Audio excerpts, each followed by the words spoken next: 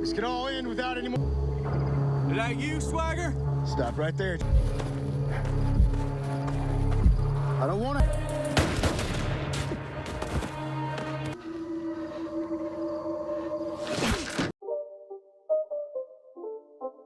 Halo guys, selamat datang kembali di channel Broview Series. Masih bersama saya Stephen yang akan menjelaskan alur cerita filmnya. Kali ini kita tetap dengan film Shooter dan memasuki season 3 episode yang pertama dan kedua.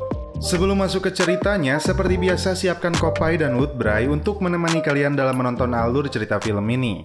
Dan langsung saja kita masuk intro.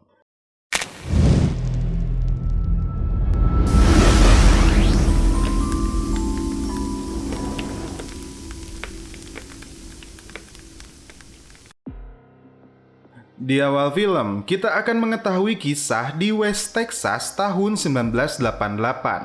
Seorang sheriff bernama Early Swagger yang tiada lain adalah ayahnya Bobby Swagger.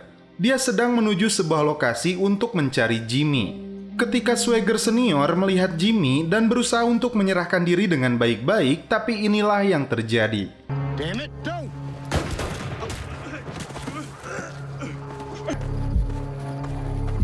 I don't want to have to kill you.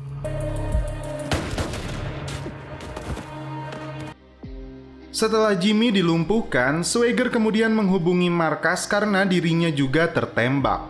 Namun, tiba-tiba Jimmy menembaknya kembali dan Swagger senior pun harus tewas.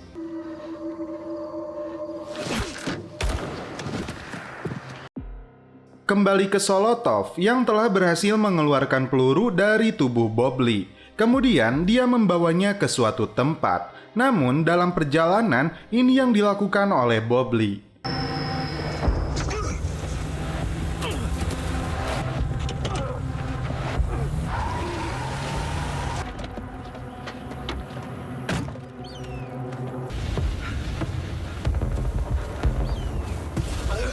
Karena tidak kuat lagi berlari, Bobby kemudian duduk di sebuah ladang. Dan ternyata di depannya tampak sebuah rumah dan kincir angin persis ketika ayahnya terbunuh. Solotov kemudian berhasil mendapatkannya kembali.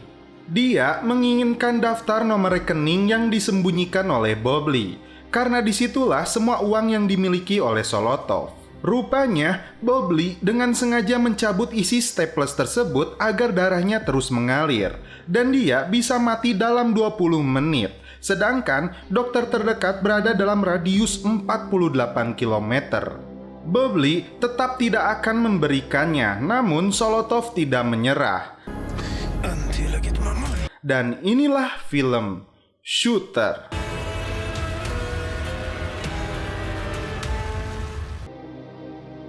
Kembali ke Memphis yang menyeruduk masuk ke kantornya William, senator korup.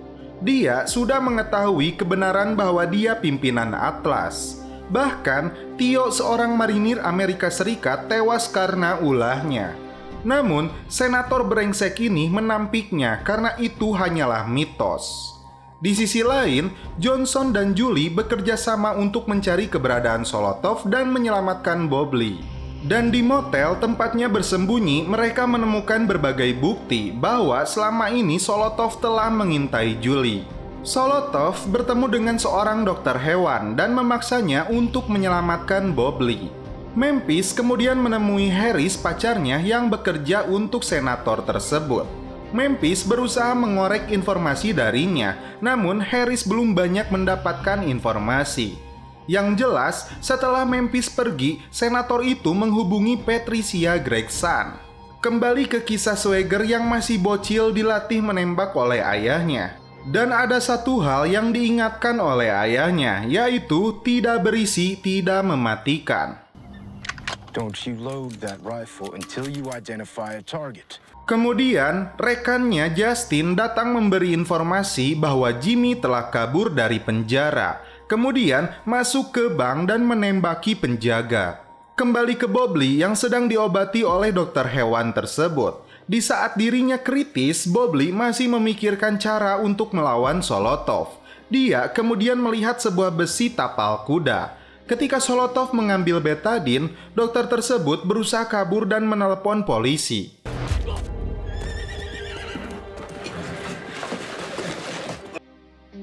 Solotov dan Bobley terlihat berada di bukit ketika petugas polisi datang ke tempatnya. Dia mengancam akan membunuh semua polisi itu jika Bobley tidak memberitahu lokasi buku rekening tersebut. Bobley dengan terpaksa memberitahu bahwa buku tersebut dia sembunyikan di dekat perkemahan dulu dia dan ayahnya sering ke sana. Julie dan Johnson datang ke sebuah lokasi dan tiba-tiba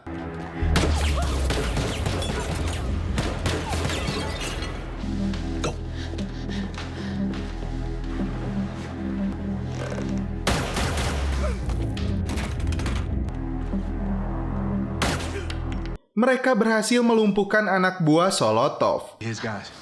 Let's go. Di radio polisi, Solotov mendengar sebagian anak buahnya telah tewas. Sebelum ayah Bobley pergi untuk menangkap Jimmy, dia melihat ayahnya bertengkar dengan ibunya karena melarang dia pergi untuk menangkapnya. Solotov berhenti di sebuah bengkel untuk membeli penambal ban. Saat mereka melanjutkan perjalanan, si kakek pemilik bengkel itu melihat sebuah bendera Amerika Serikat kecil terbalik. Artinya, Bobley membutuhkan pertolongan. Justin di kantornya mendapat berita bendera tersebut dan menebaknya itu adalah Bobley. Dia mengirim bantuan secepatnya ke sana. Memphis dan Harris kembali ke rumah Jeffrey Denning. Ketika masuk, tidak diduga dia telah tewas tergantung di tangganya. Kembali ke Johnson yang mendapat telepon dari William Hayes bahwa Solotov dan Bobley terlihat di lokasi Old 17. Dan Julie mengetahui betul lokasi ini. He's looking for something. Let's go. Mobil Solotov dicegat beberapa mobil sheriff dan kita lihat guys. Don't shoot! You'll hit Swagger! Wait till they reach the top!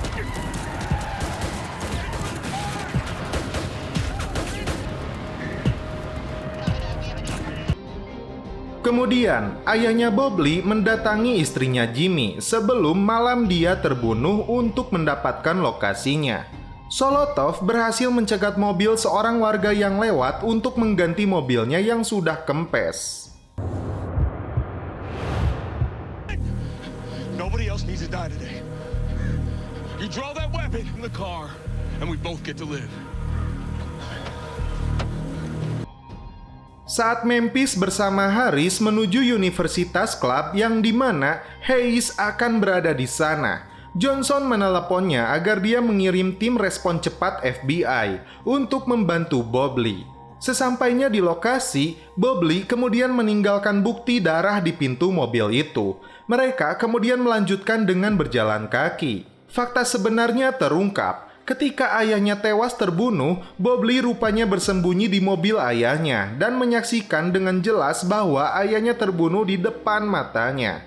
Memphis dan Harris masuk ke gedung itu bertemu dengan Hayes. Kali ini, Memphis berusaha menjatuhkan wibawanya bahwa dia telah mendapatkan informasi tentang Hayes yang kehilangan uangnya senilai 450 juta dolar. Karena faktanya, dia juga membutuhkan buku yang disembunyikan oleh Bobley. Johnson dan Julie sampai di lokasi Solotov dan menemukan mobil dengan bercak darah. Bobley kemudian menunjukkan buku tersebut yang telah dikubur. Hayes mulai kehilangan kekuasaan, terlebih rekannya yang terlibat mengetahui dia telah kehilangan uangnya. Setelah Solotov mengambil buku itu, ini yang dilakukan oleh Bobley.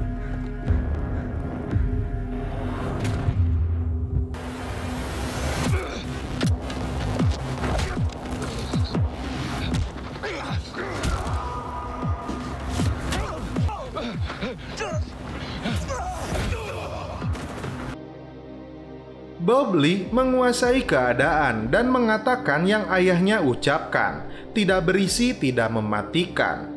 Bobley akhirnya berhasil menghabisi Solotov.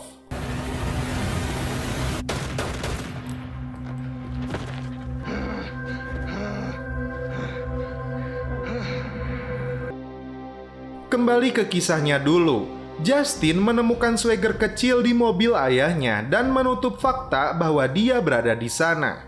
Johnson dan Julie akhirnya berhasil menemukan Bobley dan pasukan FBI pun akhirnya datang. Beberapa hari kemudian, Johnson bertemu dengan Hayes di rumahnya. Mereka menikmati sebuah minuman. Hayes awalnya merasa senang karena buku tersebut bisa dia ambil dari Johnson. Namun tidak diduga, Hayes mulai merasakan sakit di jantungnya.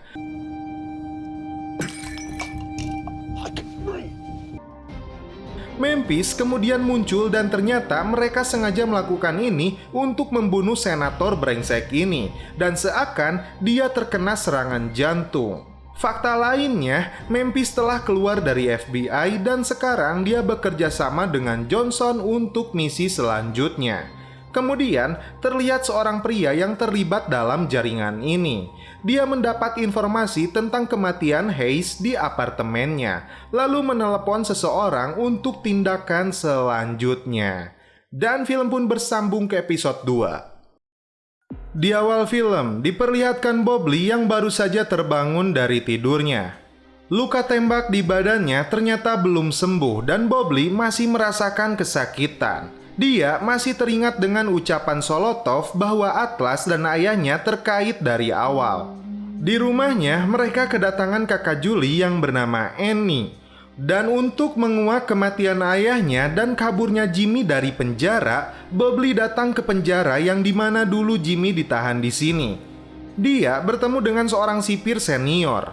Dan sipir ini berkata bahwa dulu Jimmy seorang brengsek dan dari awal masuk pun sudah merencanakan untuk kabur.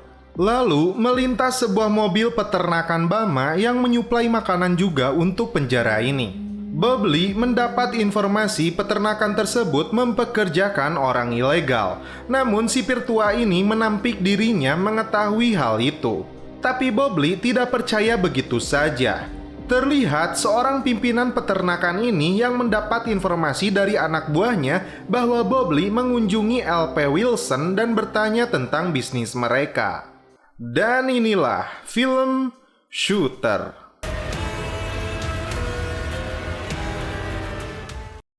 Memphis dan Johnson datang ke kantornya Patricia. Mereka mencari kebenaran tentang siapa dedengkot selanjutnya yang harus mereka incar terkait Atlas. Menurut Patricia, Hayes masih bagian kecil dari Atlas.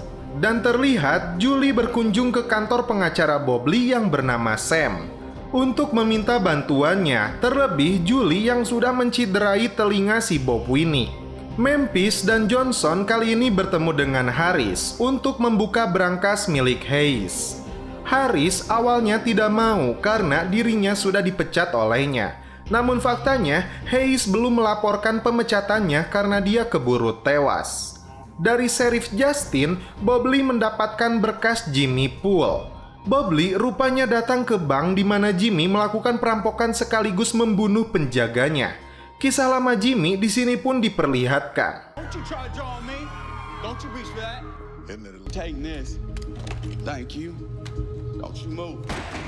Silent alarm came in at 12:39. Give me no dye pack, honey, or I'm gonna come down and dye your eyes. You got that? Bobley merasa aneh dari mana Jimmy mendapatkan pistol dan mobil sport setelah 2 jam keluar dari penjara. Justin menganggap kasus ini selesai. Saat Jimmy berhasil mendapatkan uangnya, dia melihat penjaga bank itu malah duduk santuy dan tidak mau tiarap setelah dia perintahkan. Ini tidak masuk akal menurut Bobley. Bahkan Jimmy masuk ke restoran hamburger dan duduk santuy di sana menikmatinya. Menurut saksi, Jimmy kemudian pergi untuk adu tembak dengan ayahnya Bobley. Tapi Bobley menyimpulkan hal ini berbeda. Dia menunggu seseorang menjemputnya yang artinya ada orang lain yang membantunya. Pulang ke rumahnya, Julie merawat luka tembak Bobley dan kemudian celepot. Memphis kemudian mengantar Harris ke kantornya dulu ketika menjadi asisten Hayes. Dia masuk ke sebuah ruangan dan mengambil berkas dalam berangkasnya. Tiba-tiba polisi datang menangkapnya karena dia dianggap telah dipecat oleh Hayes. Bobley kemudian datang ke sebuah rumah. Dia melihat 2 orang bocah mempermainkan anjing yang terikat, meskipun seorang anak perempuan melarangnya. Bobley di sini bertemu dengan Johnny dan dia adalah keponakan Jimmy. Kemudian datanglah ibunya Jimmy. Dia mendapat informasi Jimmy nekat kabur karena peternakan Bama menjanjikan pekerjaan bagus untuknya. Namun, istrinya Jimmy diketahui melarikan diri. Time to leave, Swagger.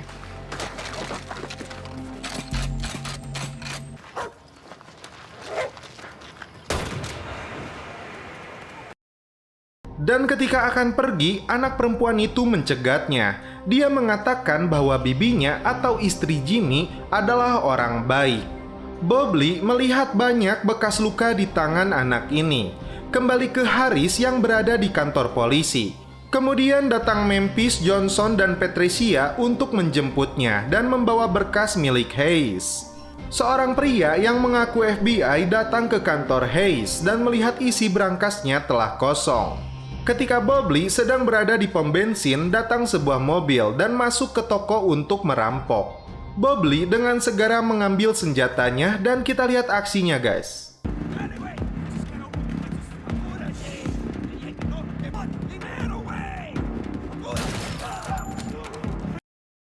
Sheriff Justin yang datang, dia mengatakan ini hanyalah sebuah perampokan. Namun, Bobley tidak percaya karena mereka telah memasang umpan untuk menyergapnya. Dari berangkasnya, mereka menemukan daftar target Atlas yang harus mereka habisi. Selain Harris dan Patricia, tentu saja Bobley, Johnson, dan Memphis ada di daftarnya. Namun, yang membuat mereka heran ada nama Carlita dari Departemen Pertanian. Ini yang akan mereka ungkap. Keesokan harinya, Bobley menyeruduk masuk bertemu pimpinan peternakan Bama. Bobley di sini menanyakan tentang sosok Jimmy yang ditawari pekerjaan setelah kabur dari penjara. Bahkan 2 orang amatiran disuruh membunuhnya di pom bensin.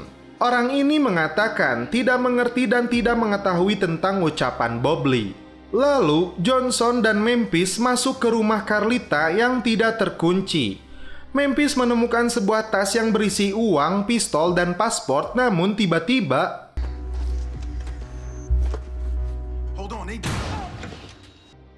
Memphis kemudian sadar setelah terkena granat asap. Carlita diketahui adalah salah seorang yang bekerja untuk Atlas dan dia telah melarikan diri.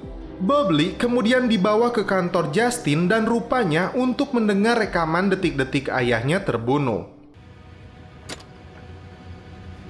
Just out here, Jimmy. Say again, location over. Setelah Bobley mendengar dengan seksama, ternyata tembakan terakhir kepada ayahnya bukan dilakukan oleh Jimmy, namun ada penembak lain. Mereka kemudian menemui Sam untuk mengurus perizinan membongkar makam ayahnya Bob. Dan terlihat asisten bos Bama mengintai aksi Bobley ini. Dia kemudian melapor kepada atasannya. Di sini Bobley merasa ada yang ganjal karena makam ayahnya diapit oleh veteran.